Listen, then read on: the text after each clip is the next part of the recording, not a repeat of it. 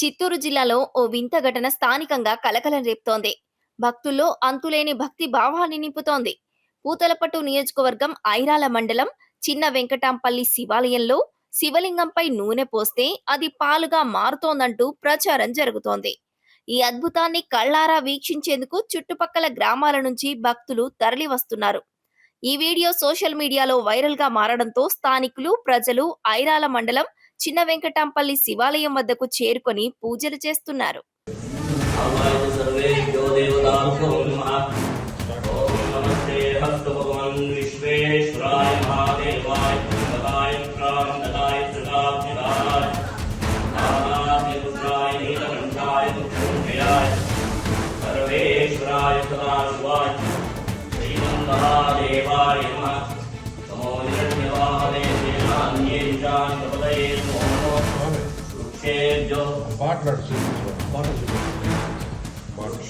जो हरिकेते व्यक्पतूनां तये नमः श्रीमदेवतीनां पतये नमो नमः मेघनेत्रशिराय सूचानां पतये नमो नमः। ఇక్కడ మృత్యుంజయేశ్వర స్వామి ఆలయం ప్రాణ ప్రతిష్టాపన జరిగింది.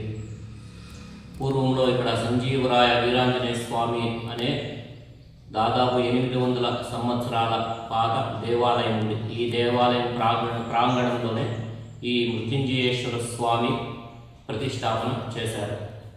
ఇక్కడ ఈరోజు విశేషం ఏమనగా కొన్ని ఏండ్ల సంవత్సరాల తర్వాత ఒక్కసారిగా వచ్చే ఆరుద్ర నక్షత్రం.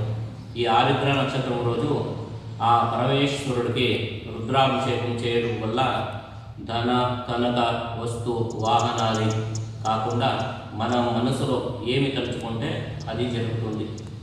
అందుకే ఈ ఆరుద్ర నక్షత్రం రోజు సోమవారం అంత విశేషం.